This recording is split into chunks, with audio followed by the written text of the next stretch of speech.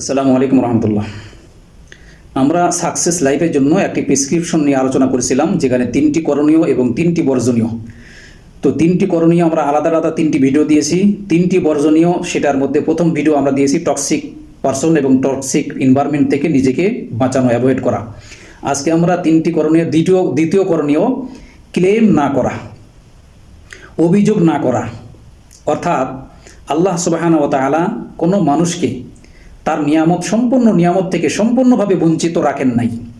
আল্লাহ সুবহানাহু ওয়া তাআলা এই পৃথিবীতে কোনো মানুষকে সব ধরনের নিয়ামত একজনকে দেন না, আবার একজনকে সব ধরনের কষ্ট দেন না। কারণ সব ধরনের নিয়ামতের প্রাপ্তি সেটা হবে জান্নাত, আর সব ধরনের কষ্টের প্রাপ্তি সেটা হবে জাহান্নাম। এই পৃথিবী জান্নাত এবং জাহান্নাম উভয় সংমিশ্রণে, অর্থাৎ এখানে ইন্না মাআল উসরি ইসরা, কঠিনের সাথেই সহজ। এখানে সুখও আছে, আবার দুঃখও আছে। এখানে সমৃদ্ধিও আছে, আবার না পাওয়ার বেদনাও আছে। নিউরোসায়েন্স বলছে, যাদের মধ্যে আনগ্র্যাটিটিউড মানসিকতা, ক্লেম করা, অভিযোগ করা যাদের মানসিকতা, ওরা নিজেদেরকে, নিজের দোষগুলোকে অন্যের উপর চাপিয়ে নিজেদেরকে সেফ রাখার চেষ্টা করে। এতে কি হয়, ব্রেন তাকে কমফর্ট ফিল করায়। অর্থাৎ সে মনে করে যে আমার আনসাকসেসফুলের জন্য, আমার ব্যর্থতার জন্য, আমার ফেইলিয়ারের জন্য, আমি সফল না হওয়ার জন্য, আমার দুঃখ, জীবন লাইফে দুঃখ, দুর্দশা, হতাশা, এর জন্য আমি দায়ী না।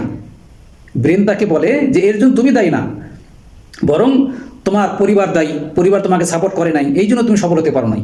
তুমি সফল না হওয়ার পিছনে সমাজ দায়ী, কেন সমাজ তোমার সহযোগী হয় নাই।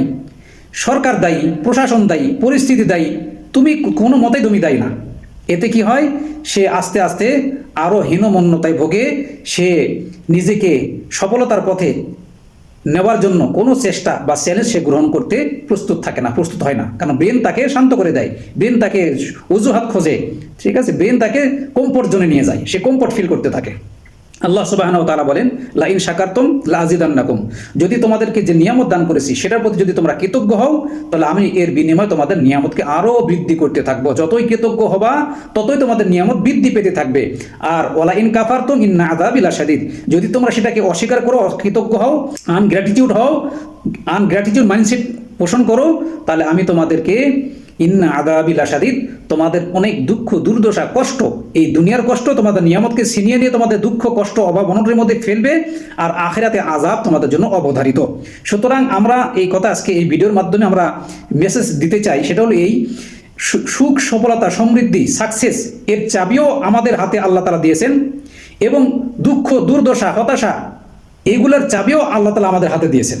এখন আমরা কোনটা ব্যবহার করব, কোন চাবি ব্যবহার করব? যদি আমরা কৃতজ্ঞতা মানসিকতা যদি আমরা আমাদের মাইন্ডসেট তৈরি করি, তাহলে আমাদের সাকসেসের চাবিটা আমরা ব্যবহার করলাম, পরে আল্লাহ তাআলা আমাদেরকে আরও নিয়ামত দিয়ে আমাদেরকে সমৃদ্ধি, আমাদের লাইফে সমৃদ্ধি দান করবেন। আর যদি আমরা আনগ্র্যাটিটিউড অর্থাৎ অকৃতজ্ঞতার চাবি আমরা ব্যবহার করি, তাহলে আমাদের লাইফে দুঃখ, দুর্দশা, অভাব, অনটন এগুলা আমাদের কাছে ধেয়ে আসবে। সুতরাং চাবি আমাদের দুটাই আছে, একটা হলো সফলতা, সুখ, সমৃদ্ধি, সফলতার চাবি, আর একটা দুঃখ, দুর্দশা, হতাশার চাবি। এখন আমরা কোনটা ব্যবহার করব? যদি আমরা আমাদের লাইফে সুখ, সমৃদ্ধি, সফলতা চাই, আজকের জীবন পর্যন্ত, আজকের ডেট পর্যন্ত আল্লাহ তাআলা আমাদেরকে যা যা নিয়ামত দিয়েছেন, প্রত্যেকটা নিয়ামত, ক্ষুদ্র সব নিয়ামতের জন্য আমি সবসময় আল্লাহ তাআলার প্রতি, মানুষের প্রতি, আমার আশপাশের পরিবার, পরিস্থিতি, সবার প্রতি আমি কৃতজ্ঞতা বোধ করব, অর্থাৎ কৃতজ্ঞতা মাইন্ডসেট আমি পোষণ করব।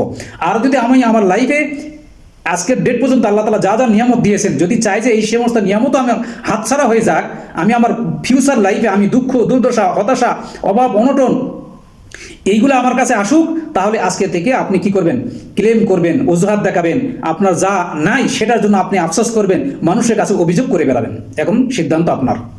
সুতরাং আজকের ভিডিওর শেষ বার্তা হইল, যদি আমরা আমাদের লাইফে সাকসেস চাই, সফলতা চাই, সুখ, সমৃদ্ধি চাই, আজকের ডেটে আমি যে অবস্থানে আছি, যদি আমি আমার লাইফে আরও প্রমোশন চাই, উন্নতি, সফলতা চাই, তাহলে আজকে থেকে শপথ করতে হবে যে আমি কখনো, কোনো অবস্থাতেই আমি ক্লেম করব না, অভিযোগ করব না। যা আছে সেটার প্রতি সন্তুষ্ট থাকবো, যেটা নাই সেটার জন্য মানুষের কাছে আমি ক্লেম করব না। ওয়া মা তৌফিক ইল্লা বিল্লাহ। আসসালামু আলাইকুম ওয়া রাহমাতুল্লাহ।